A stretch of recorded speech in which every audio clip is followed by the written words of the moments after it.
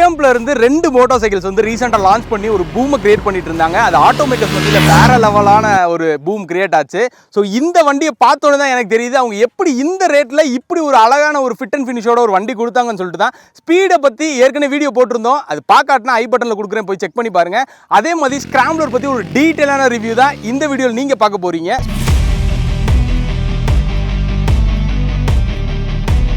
வண்டியோட design first பார்க்கும்போதே ஒரு அட்ராக்டிவாக இருக்கிறது இந்த வண்டியோட டிசைன் வந்து நீங்கள் ஸ்பீடை கம்பேர் பண்ணும்போது நிறைய மெட்டீரியல்ஸ்லாம் ஆட் பண்ணி கொஞ்சம் ரகடாகவே நல்ல மெச்சூர்டாகவே இந்த வண்டி வந்து எடுத்துகிட்டு வந்திருக்காங்க. நீங்கள் ஃப்ரண்ட்டில் பார்க்குற கிரில்ஸாக இருக்கட்டும், நக்கல் கார்ட்ஸாக இருக்கட்டும், கீழே பார்க்குற அந்த சம்ப் கார்டாக இருக்கட்டும், எல்லாமே இதில் புதுசாக ஆட் பண்ணியிருக்காங்க. ஆனால் இன்ஜின் பொறுத்த வரைக்கும் இந்த வண்டியில் சுத்தமாக மாற்றவே இல்லை. இந்த வண்டி பார்த்தீங்க அப்படின்னா 1200ஓட ஒரு ஸ்கேல் டவுன் பண்ண ஒரு சின்ன வேரியன்ட் தான். ஆனால் வண்டியில் கொடுத்துருக்க டபுள் பேரல் எக்ஸாஸ்ட் குட்டியாக கொடுத்துருக்காங்க. அந்த வண்டியில் பார்க்கும்போது கொஞ்சம் பெருசாவே வரும். மற்றபடி இந்த வண்டியோட வைடான ஹேண்டில் பாஸாக இருக்கட்டும், சேடில் பொசிஷனாக இருக்கட்டும், ரைடர்ஸோட ட்ரையாங்கிளாக இருக்கட்டும், எல்லாமே சும்மா வேற லெவலில் பண்ணியிருக்காங்க ட்ரியம்ப் வந்து. இந்த வண்டியோட முக்கியமான விஷயம் வந்து சஸ்பென்ஷன் தான். ஃப்ரண்ட்டில் கொடுத்துருக்க ஃபோக்ஸ் எல்லாமே சேம் தான், ஸ்பீட் 400 மாதிரியே தான் இருக்கும். ஆனால் கொடுத்துருக்க ட்ராவல் வந்து 150 mm இன்க்ரீஸ் பண்ணியிருக்காங்க. ஒரு ஆன் ரோடில் ஓட்டுறீங்க இல்லை அப்படின்னா இந்த மாதிரி சாஃப்ட் ரோட்ஸில் ஓட்டினாலும் சும்மா வேறு லெவலில் இருக்குது ட்ரைவ் பண்ணுறதுக்கு. எனக்கு இதில் முக்கியமாக டிஸப்பாயின்மெண்ட் ஆன விஷயம் அப்படின்னா இதோட பிரேக்ஸ் தான். பிரேக்ஸ் பொறுத்த வரைக்கும் 320 mm டிஸ்க் பிரேக்ஸ் எக்ஸ்ட்ரா தான் கொடுத்துருக்காங்க ஸ்பீட் கம்பேர் பண்ணும்போது. ஆனால் இந்த வண்டியில் சிட்டட் பேட்ச் கொடுக்காதனால நம்மளுக்கு பிரேக்ஸ் ரொம்பவே ஸ்பாஞ்சியாக இருக்குது. சிட்டட் பேட்ச் ஏன் கொடுக்காததுக்கு ஒரு சில விஷயம் இருக்குது. ஏன்னா அந்த பிரேக்ஸ் பொறுத்த வரைக்கும் பார்த்தீங்கன்னா நல்லா ஷார்ப்பாகவே இருக்கும் நமக்கு ஸ்பீட் 400ல். அந்த ஷார்ப்னஸ் இதில் எதிர்பார்த்தீங்க அப்படின்னா நீங்கள் ஆஃப் ரோடு ஓட்டும்போது ஸ்கிட்டாகி விழுகிறதுக்கு சான்சஸ் அதிகமாகவே இருக்குது. நாங்கள் டிரைவ் பண்ணும்போதே இந்த டயர்ஸ் வந்து எங்களுக்கு கிரிப்பினஸ் நிறையவே தரல. ஸோ ஒரு 17 and 19 inch of alloy wheels கொடுத்துருக்கீங்க. இதே வந்து நீங்கள் வந்து ஸ்போக்ஸ் வீல்ஸில் கொடுத்துருந்தீங்க அப்படின்னா நம்ம வேறு லெவலில் இருக்கும். ஸோ இன்னொரு இந்த வண்டியோட முக்கியமான விஷயம் வந்து வண்டியோட ஸ்ப்ராக்கெட்ஸ் பொறுத்த வரைக்கும் பார்த்தீங்க அப்படின்னா இதில் வந்து 1434 டீத்ஸ் வந்து கொடுத்துருக்காங்க. நீங்கள் ஹை ஸ்பீடில் இந்த வண்டி எப்படி பெர்ஃபார்ம் பண்ணுறதெல்லாம் பார்க்காதீங்க. ஆனால் லோ எண்டில் உண்மையிலே வேறு லெவலில் பெர்ஃபார்ம் பண்ணுது. இதோட ரெவ்ஸ் வந்து ஈஸியாக மேட்ச் ஆகி ரொம்பவே எஃபர்ட்லெஸ்ஸான ஒரு ஆக்சிலரேஷன் வந்து நம்மளுக்கு தரும். நீங்கள் ஆஃப் ரோட் ட்ரைவ் பண்ணும்போது நான் சொல்கிற இந்த சின்ன சின்ன விஷயம் வந்து உங்களுக்கு அப்போ தான் புரிய வரும். இன்ஜின் வந்து பார்த்தீங்க அப்படின்னா ஒரு 30 Nm ஆஃப் டார்க் வந்து அந்த 3000 RPMலேயே ப்ரொடியூஸ் ஆகிடுது. என்னைய மாதிரி ஒரு 6.2 6.3 நீங்கள் இருந்தீங்க அப்படின்னா இந்த கிரவுண்ட் கிளியரன்ஸ் ப்ளஸ் உட்காந்து ஓட்டுறதுக்கு சும்மா வேறு லெவலில் இருக்குது. ஆனால் கிரவுண்ட் கிளியரன்ஸ் பொறுத்த வரைக்கும் ஒரு ஆஃப் ரோடில் போகும்போது கொஞ்சம் கீழே தட்ட தான் செய்யுது. அதனால் நாங்கள் சாஃப்ட் ஆஃப் ரோட்ஸை மேக்ஸிமம் எடுத்துக்கிட்டோம். உட்காந்து ஓட்டுறதுக்கு பார்த்தீங்க அப்படின்னா உண்மையிலே ஒரு செம்ம கம்ஃபர்டபுளாக இருக்குது. சீட்ஸ் எல்லாம் அவ்வளோ குஷனிங்காக இருக்குது. உண்மையிலே வேறு லெவலாக இருக்குது. நான் அதே மாதிரி டிரைவ் பண்ணும்போது எனக்கு செஸ்ட் வைடான ஹேண்டில் பாஸ் வந்து கொடுத்துருக்காங்க.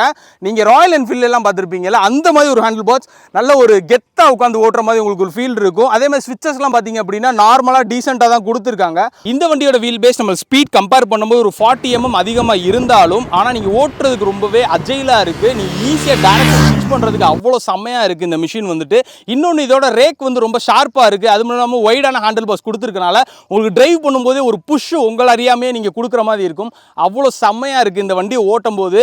எனக்கு ஒரே ஒரு பெரிய மைனஸ் என்னென்னா இந்த ஸ்டாண்டு சுத்தமாக போடவே முடியல. இந்த ஸ்டாண்ட் போட்டோனாலும் இந்த ஃபுட் பெக்ஸ் வந்து காலில் இடிக்குது. ஸோ அதை வந்து கொஞ்சம் கவனமாக இருங்க.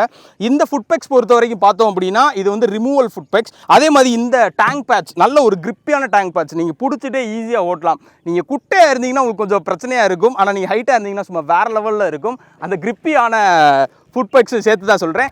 ஆனால் அந்த கியர் ஷிஃப்டிங் ரொம்பவே ப்ரிசைஸான ஒரு கியர் ஷிஃப்டிங். நான் இப்போ நின்று காமிச்சேன்ல அதே மாதிரியே நீங்கள் கியர் ஷிஃப்ட் பண்ணாலும் சும்மா வேறு லெவலில் இருக்குது.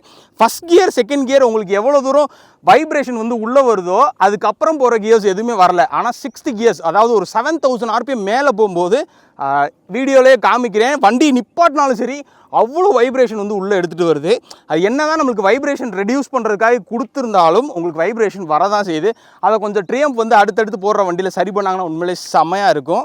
இதில் கொடுத்துருக்க ஃபீச்சர்ஸில் எனக்கு டிசப்பாயின்மெண்ட் ஆனது அந்த ட்ராக்ஷன் கண்ட்ரோல் தான். ஏன்னா நான் ஐ பட்டனை அமைக்கும், நான் வந்து ஆஃப் பண்ணாலும் திரும்பி அதில் ஆன்னே காமிக்குது. இங்கே வந்து எந்த ஒரு இடத்துலையும் வந்து அந்த டிசிஎஸ் வந்து கட்டான சிக்னல்ஸே எனக்கு வரவே இல்லை. நான் ஒரு 2-3 தடவை பண்ணதுக்கப்புறம் தான் அப்படி இருந்துச்சு. அதே மாதிரி இந்த வண்டியை நீங்கள் ஓட்டிகிட்டே இருக்கும்போது பார்த்தீங்க அப்படின்னா உங்களுக்கு ஒரு சின்ன வைப்ரேஷன்ஸ் ஃபீல் ஆகிற இடத்துல ஒரு சின்ன நாய்ஸும் பஸ்ஸும் க்ரியேட் ஆகுறது உங்களுக்கு நல்லாவே தெரியும். ஹை ஸ்பீட் லேக் வந்து நான் ஓட்டின வரைக்கும் எனக்கு தெரியவே இல்லை. ஒரு 130-140 நீங்கள் அசால்ட்டாக ஈஸியாக க்ரூஸ் பண்ணி ஓடிக்கிட்டே இருக்கலாம். மற்றபடி பார்த்தீங்கன்னா நீங்கள் ஆஃப் ரோடில் ஓட்டும் போது எனக்கு இன்னும் கிரவுண்ட் கிளியரன்ஸ் மட்டும் தான் இன்னும் இன்க்ரீஸ் பண்ணால் நல்லாயிருக்கும். அதே மாதிரி ஸ்போக்ஸ் வீல்ஸ், மற்றபடி இந்த வண்டியில் பெரிய இஷ்யூஸ்லாம் எதுவுமே இல்லை.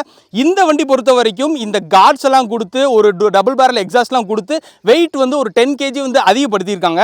ஸோ அதனாலையும் அந்த ஃபீலும் உங்களுக்கு ரைட் பண்ணும்போது அந்த ஃபீலும் வராது. அதுதான் ஒரு பெரிய ப்ளஸ்ஸான ஒரு விஷயம். மற்றபடி இந்த வண்டியோட டிசைன் ஸ்டைலு எல்லாமே வேற லெவலில் கொடுத்துருக்காங்க. ஸோ ஒரு பெரிய கொஸ்டின்ஸ் எல்லாத்துக்கும் என்னன்னா, இந்த வண்டியில் நான் இன்வெஸ்ட்மெண்ட் பண்ணலாமா, இந்த வண்டி வாங்கலாமான்னு சொல்லிட்டு நிறைய பேர் யோசிச்சுட்டு இருந்திருப்பீங்க. நம்ம ரோட்ஸ் பொறுத்த வரைக்கும் இந்த long travel suspension as well as இந்த மாதிரி ஒரு அலாய் வீல்ஸ் எல்லாமே உண்மையிலே நல்லா இருக்கும். டயர்ஸ் மட்டும் நீங்கள் கொஞ்சம் சேஞ்ச் பண்ணிக்கோங்க. ஏன்னா கிரிப்பியான டயர்ஸ் இருந்தால் தான் இந்த வண்டி இந்த பவருக்கு வந்து சும்மா வேற லெவலில் இருக்கும். ஸோ இந்த வண்டியோட ப்ரைஸ் பார்த்தீங்கன்னா எக்ஸோரூம் 2.63 lakhs வந்து கொடுத்துருக்காங்க. இந்த வண்டி ப்ரொவைட் பண்ணது பார்த்தீங்கன்னா நம்மளுக்கு மதுரை ட்ரியம்ப். உங்களுக்கு ஏதாவது டீட்டெயில்ஸ் வேணும் அப்படின்னா உங்கள் நம்பர் நான் டிஸ்கிரிப்ஷனில் கொடுக்குறேன். ஸோ ஓகே கைஸ், இந்த வீடியோ பிடிச்சிருக்குன்னு நினைக்கிறேன். மறக்காம லைக் பண்ணி ஷேர் பண்ணி கமெண்ட் பண்ணுங்க, சப்ஸ்கிரைப் பண்ணுங்க, பக்கத்தில் ஒரு பெல் பட்டனை கிளிக் பண்ணுங்க. அப்போ தான் நாங்கள் போகிற வீடியோ அடுத்தடுத்து உங்களுக்கு தெரியும். ஓகே கைஸ், தேங்க்யூ ஃபார் வாட்சிங். Stay tune மோட்டோகிராஃபிக்.